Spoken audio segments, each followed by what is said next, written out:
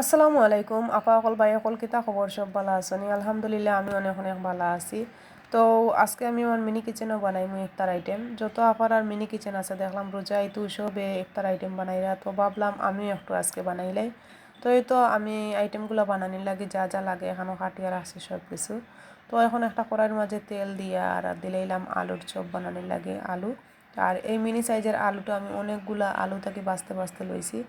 আর দেওয়ার পরে এত সুন্দর ওর মাশাল্লাহ কেতা কইতাম আপনারা এত কিউট লাগে মন চার যে মানে সবগুলো খাইলাই আর লাস্টের লাগে অপেক্ষা করতে মন চান না। তো এই তো আপনারা দেখাইলাম খুব সুন্দর কিন্তু হয়েছে একদম। তো এই তো তো দেখো কত সুন্দর আমার আলুর পকোড়াগুলা ফুলছে। তো এই তো এখন হয়ে গেছে লামাই লিছি। এখন হইলো বেগুন দিলাইরাম তো বেগুনের চপও বানাই নিলাম আর এত সুন্দর ওর প্রত্যেকটা জিনিস কেতা কইতাম। আর এদিকে দেখো টিস্যুতে আগুন লাগে গেছে সাইডে দিয়ে তেল পড়ছে আসলে মিনি কিচেনও রান্না করতে গেলে অনেক কিছু হয়। তো এগুলো আসলে বিহাইন্ড দ্য সিন আপনারা দেখাই না আমরা। তো ছোটো ছোটো জিনিস তো ধরতে লাড়তে এগুলো পড়ে যায় বারবার। তো এই যে খুব কষ্ট করে আর কি নামানি লাগে যাই হোক। তো ওই গেছে আমার বেগুন চপও। আর এদিকে গাজর কাটিছিলাম গাজর দিয়ে পকোড়া বানানি লাগে পরে দেখলাম ভিডিও লং হয়ে যাব আর রাই তো অনেক হয়ে গেছে তো আমি আর আমার বইনে মিলিয়ে গাজর খাই লিছি। তো আপনারা দেখাইলাম খাওয়ার দৃশ্য। আর এই যে এখন পেঁয়াজও করতাম তো পেঁয়াজও করার লাগে সব কিছু মানে লইলাম আর কি। তো এখন হয়েছে আমার বেগুন হয়ে গেছে আগুন। তো বেগুন লামাই এখন পেঁয়াজও করবো।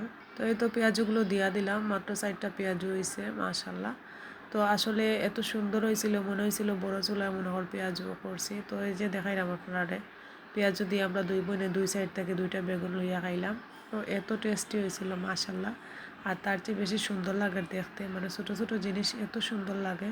তো এই তো পেঁয়াজও দিয়ে এখন আমরা আলুর পকোড়া মানে ছোটো ছোটো করিয়া আলু কাটিয়া রাখছিলাম একদম কুচি কুচি করিয়া। তো আমরা আসলে ওই রকম খাই পেঁয়াজ কাঁচামরিচ সব ধরনের মশলা দিয়ে আলুর পকোড়া বানাইয়া খাই আর এভাবে খাইলে অনেক মজা লাগে। তো ভাবলাম আজকে ইফতার আইটেমের সাথে আমার মিনি কিচেনে এই আলুর পকোড়াটাও বানাই। এটা আসলে অনেক টেস্টি আপনারা যারা মানে দেখবা তারা অবশ্যই এটা খাইয়া দেখবা কতটা মজা লাগে। তো আমার ওই গেছে যে এই পর্যায়ে আমার আলুর পকোড়াগুলো লামাই দিলাম। তো এই তো আপনারা দেখাইলাম সবটা এক এক করে। আর এখন হয়েছে আমার বেটার কিছু রয়েছিল তো এগুলা দিয়া ভাবলাম যে একটু গ্লাস কাটার মতো করিলেই।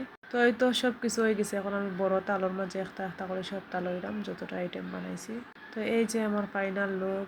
তো দেখুন কত সুন্দর হয়েছে মাশাআল্লাহ প্রত্যেকটা জিনিস আর এত মজা লাগছিল খাইতে। তো এই তো আল্লাহ হাফেজ।